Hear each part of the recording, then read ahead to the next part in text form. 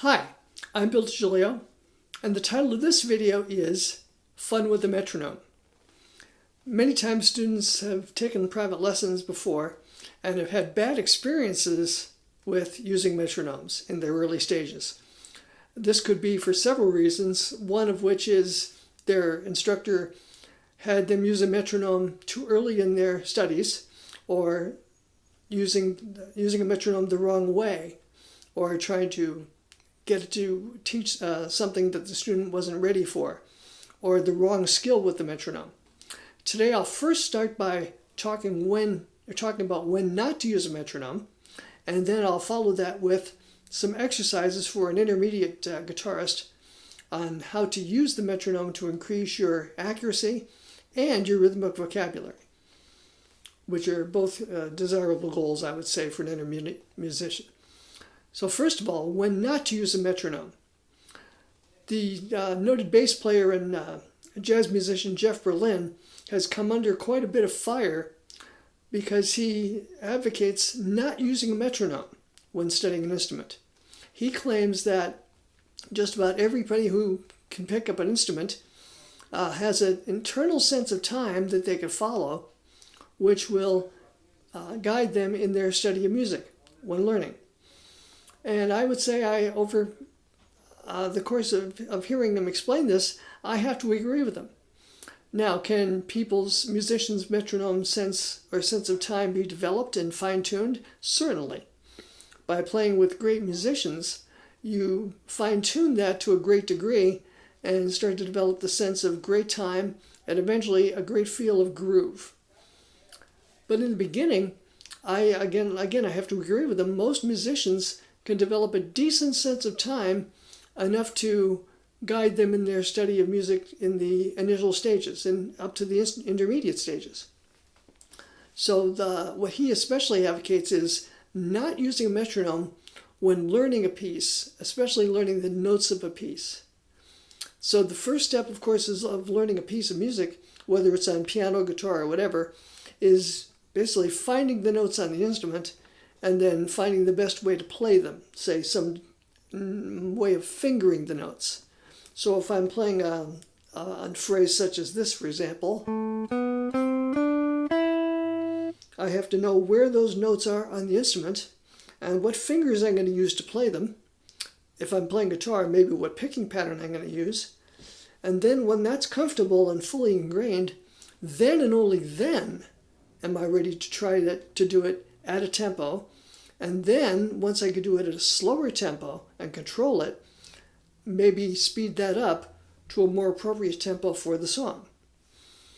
What a lot of teachers may do is start using the metronome too early so that the student doesn't get a chance to absorb the notes completely and then are asked to play the notes in time with the metronome, which is something that they're not going to be able to do, obviously. Or the teacher may ask them to play a piece faster than they're able to think. Because the important thing that most people learn in learning an instrument is that playing a musical instrument requires a degree of multitasking.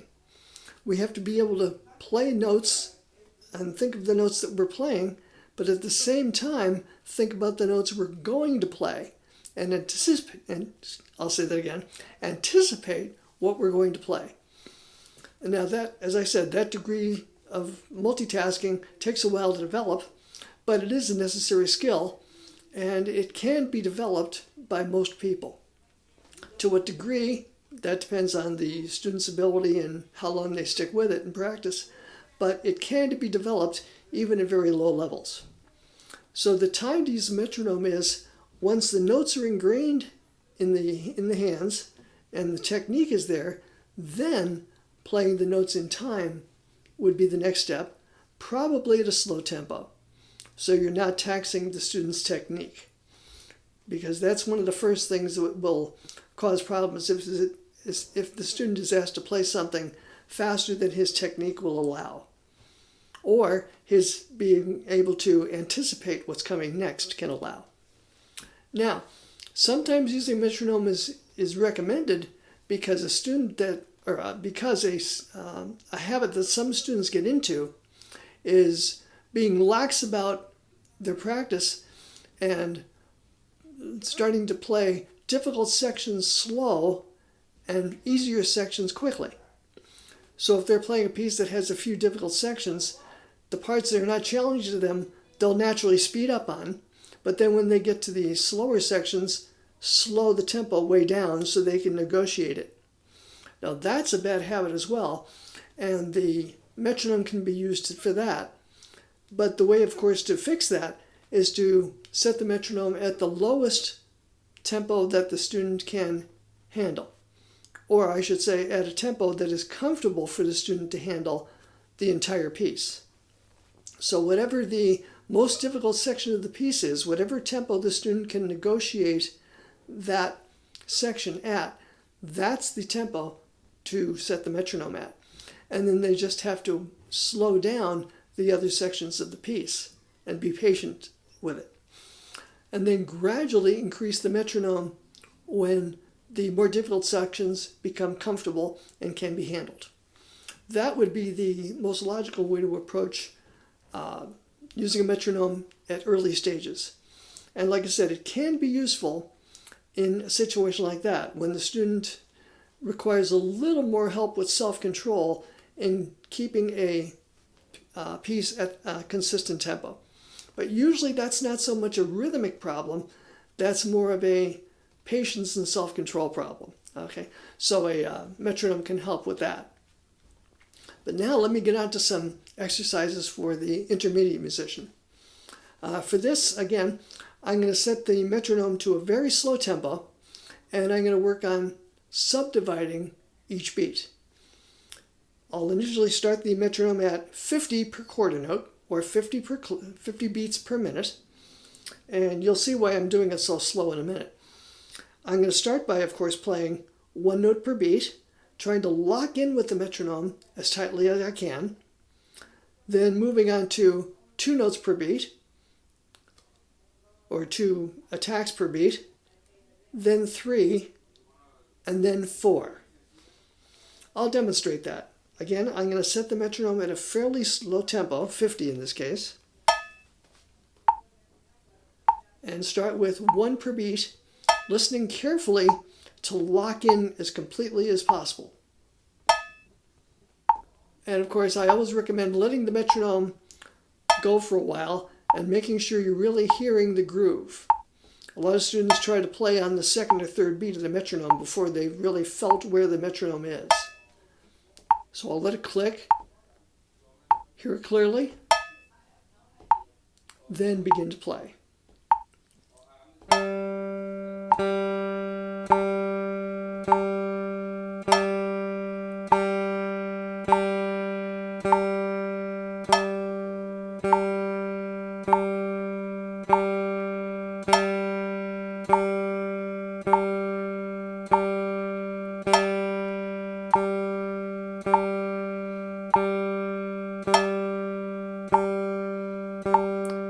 Now I'll do 2 per beat.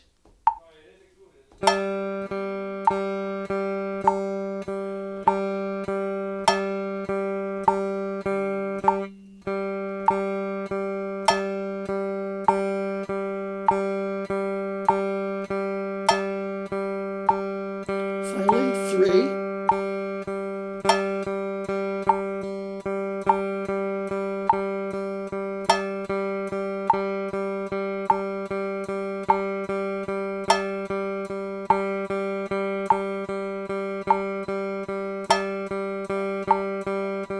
Next, 4.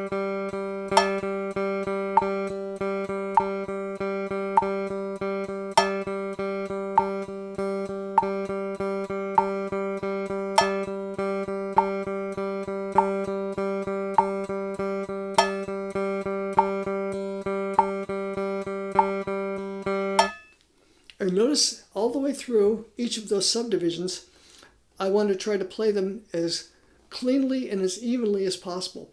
Notice I'm not trying to accent any beats at this point. That's another way you could approach this, but I'm not attempting to do that for now. I want to play all the beats at an equal volume level as much as possible and evenly spaced throughout the measure. Notice I'm not attempting any dotted or syncopated figures yet. I'm just doing them completely evenly. Now the next step is once you start to get comfortable with each of those individual subdivisions, then I start to switch between them more frequently. I'll put the click on again, and then I'll start with 1 again, and then I'll increase to 2, to 3, to 4, and then gradually increase or decrease the number of groupings I do of each one, so that I'm switching more frequently in between the groupings. I'll demonstrate. Again, starting with 1 per beat.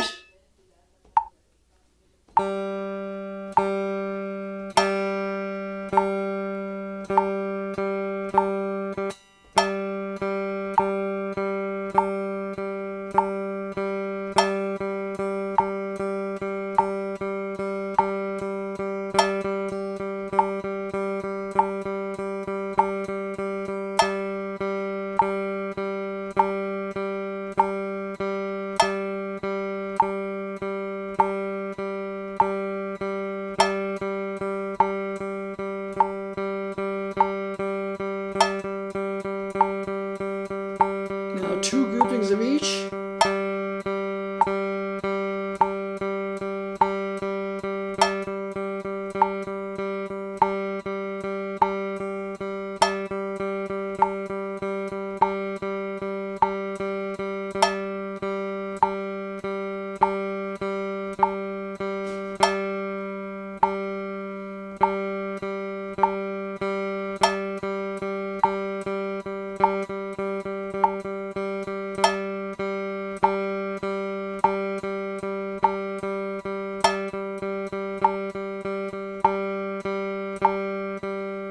One of each.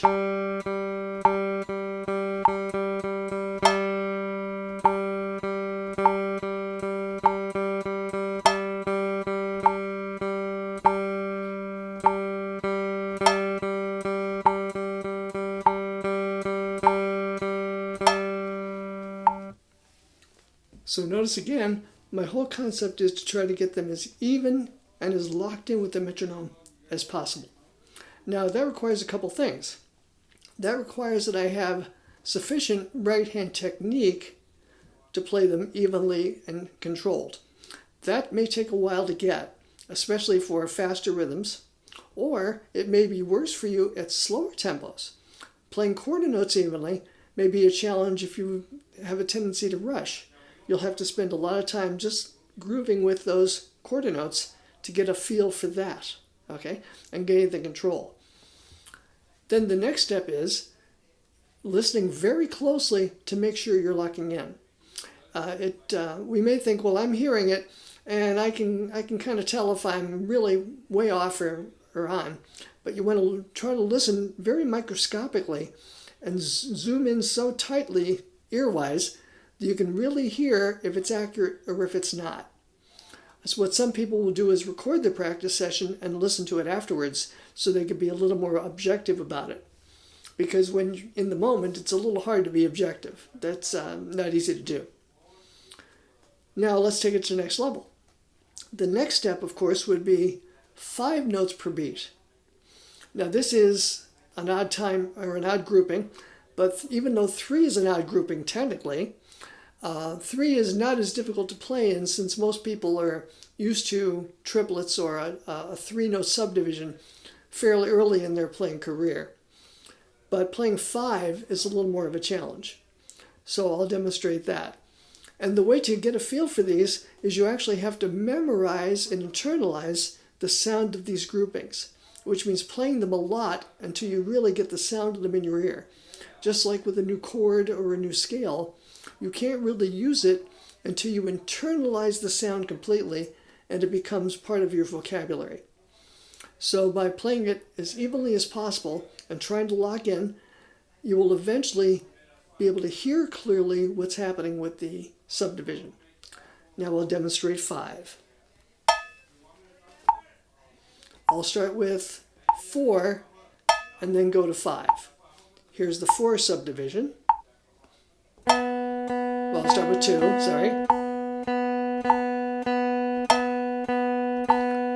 Here's 4.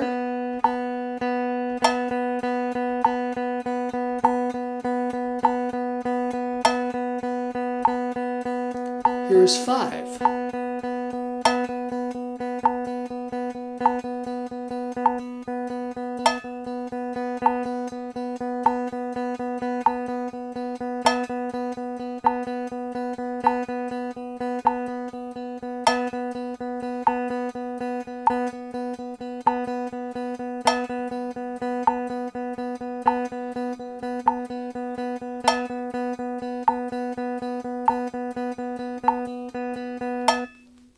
Notice, not easy. The one challenge, especially on guitar, is that most times when we're picking, we tend to pick downstrokes with a little more force or energy than upstrokes. Our upstrokes are not quite as even, are not evenly matched with our downstrokes. So when trying to keep rhythms even, we have to try to concentrate on keeping both strokes as even as possible. Because if we're doing a grouping of 5, of course, the first grouping will start on a downstroke. The second grouping will start on an upstroke, obviously.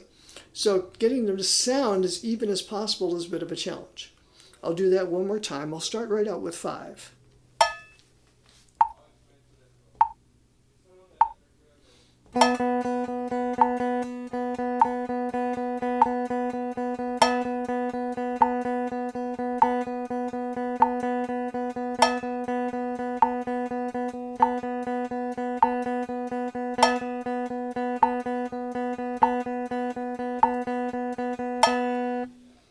Now the next grouping, of course, would be 6, which is not as challenging because we're used to thinking in triplets already. So it's basically 2 groups of triplets, or 6 beats per measure, which is, like I said, a lot of songs we've heard through the years are in 6/8. So that's not necessarily a difficult rhythm to play. Here would be 6 beats per beat, or 6 notes per beat, I should say.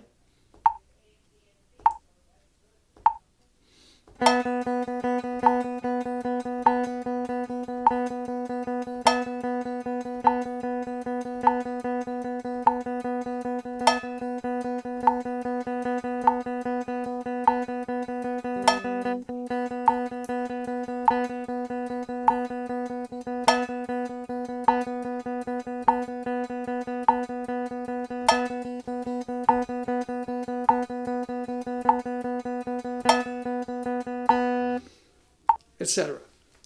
So now I'll add that into my exercise, and now I'll do 1 stroke per beat, 2, 3, 4, 5, and 6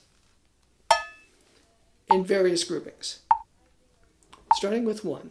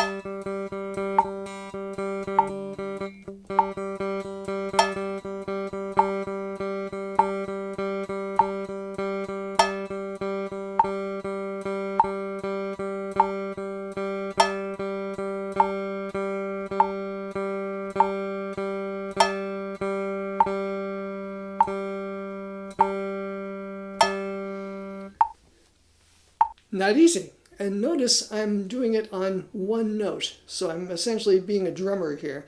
I'm not incorporating any scales or melodic patterns at all. I'm just doing it on an open string, for example, which tends to get a little monotonous, but it allows you to focus in on the actual notes you're playing and focusing in on the rhythm, which is challenging enough before we add any additional notes or patterns to it.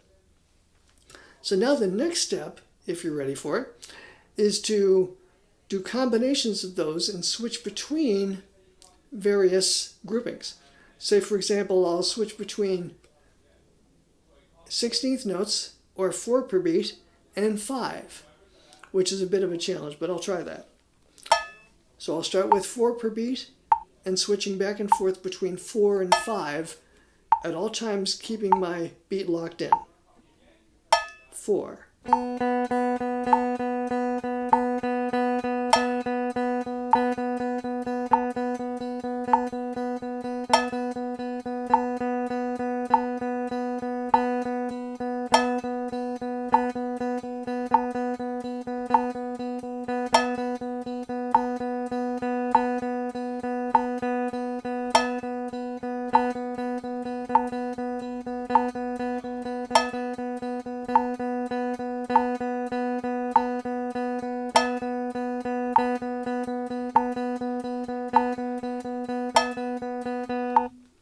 Okay, how about a more difficult switch? How about going between 2 and 5?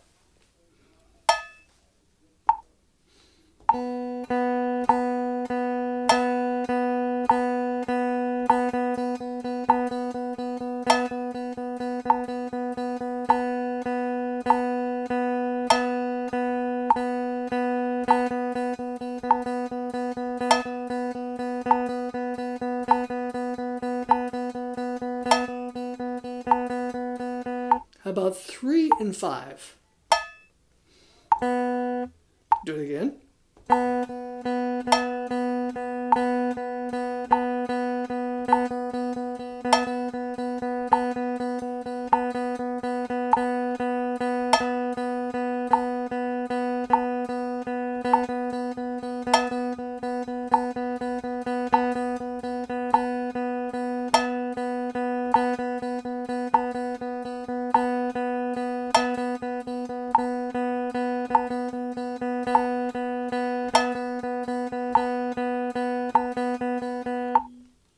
Not easy. That's a good drill to do. Now let's go one step further. We've already done 6. How about 7? Now sometimes in complicated time signatures, we break the meter into smaller divisions or smaller groups. Like for example, most drummers, if they have to play in 7, they'll think of 7 as a group of 4 and a group of 3, which allows them to feel the groove a little better. So for example, if you're in 7, you're thinking 1, 2, 3, 4, 5, 6, 7, 1, 2, 3, 4, 5, 6, 7. You might feel it this way. 1, 2, 3, 4, 5, 6, 7, 1, 2, 3, 4, 5, 6, 7, 1, 2, 3, 4, 5, 6, 7, 1, 2, 3, 4, 5, 6, 7. So that makes it a little easier to get a groove going. And the one thing to be careful about when counting something in 7 is that the word 7 normally has 2 syllables. So you have to make sure you don't turn it into a measure of 8 when you're counting it. You have to turn 7 into a 1-syllable word. I'll do 4, then 5, then 6, then 7. Starting with 4. 5,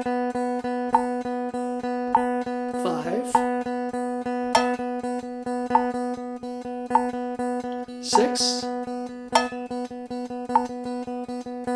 7.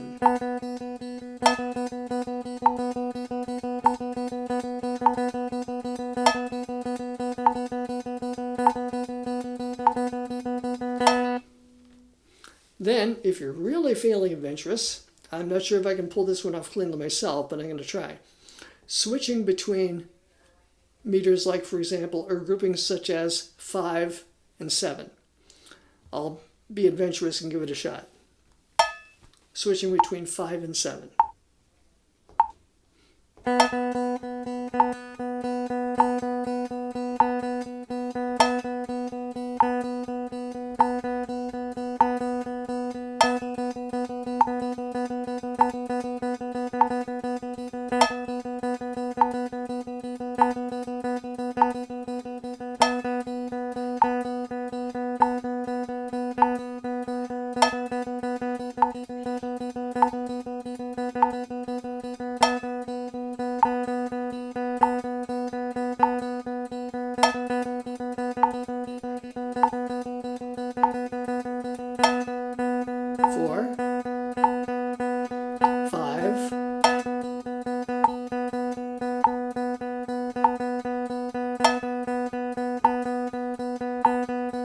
7.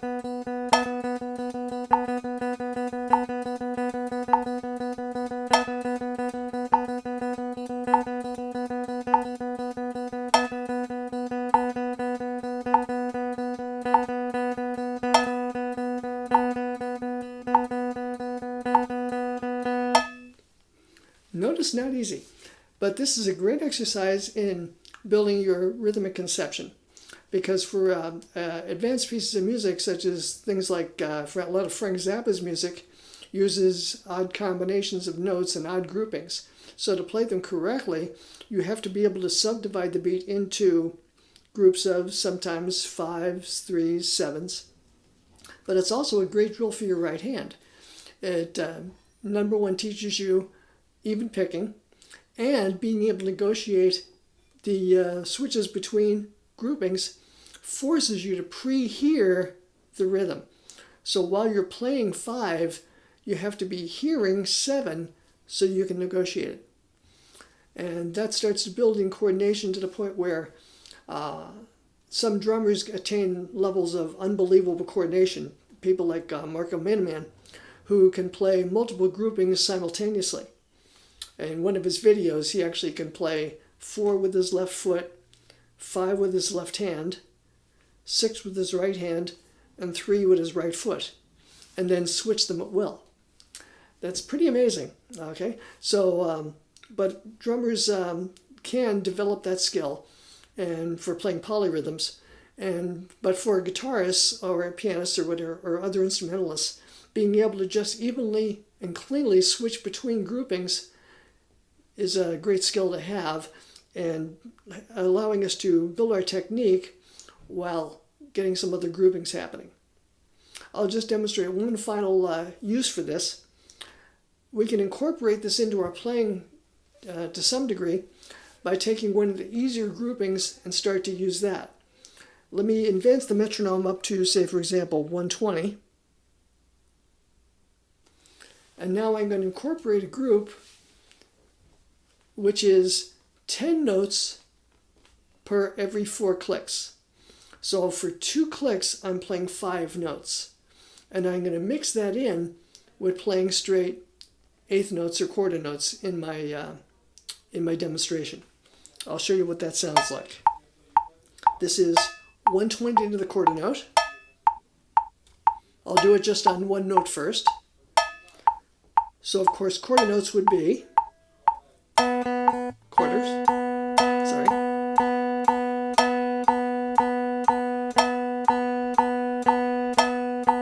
Eighth notes.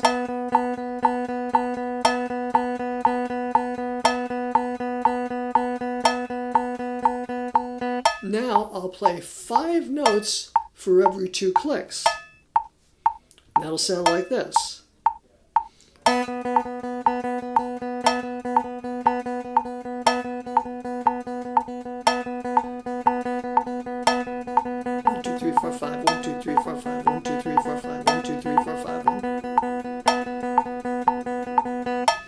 So I'm actually creating 5 against 2, or you can think of it as 10 against 8. Okay, a kind of a polyrhythm. Or I'm sorry, 10 against 4. 5 against 2, 10 against 4. And then I can start to try to incorporate that into melodic lines. For example, I'll start to play some melodic phrases and incorporate that grouping. For example, if I'm playing something like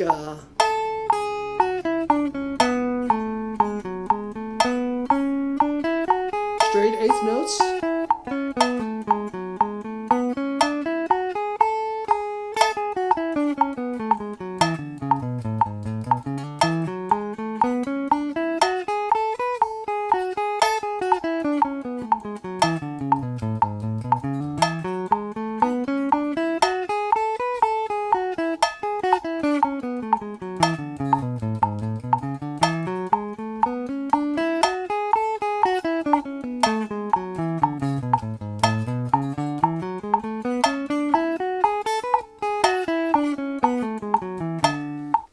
so notice I'm switching from a 4-note grouping to a 5-note grouping. I'm just doing it within the space of 2 beats. So that's one way to start to incorporate odd meters or odd groupings into a normal playing situation. Maybe in a later video I'll use that with an actual musical example. I'll play some of those phrases along with an actual track so you can hear how that fits in rhythmically. But I think this will give you a good start. So the first goal is to just be able to get clear subdivisions within a metronome setting and being able to switch between them at various intervals. And then the final step, of course, would be to try to get them as even and as clear as possible, which is will depend a great deal upon your right hand technique, but developing this will also clarify these rhythms in your mind, which is the main goal here. You can't really play something well unless you can hear it clearly in your brain first. So unless it's here, it will not come out the hands. So the idea is to play it until you totally absorb the rhythm, and then finally, once you've absorbed it, you'll eventually be able to play it in real life situations. I hope this video has been helpful, and thanks for listening. And if you've gotten something out of it, please like the video on YouTube. Feel free to subscribe to my channel. I greatly appreciate it. Thanks again. Have a great day.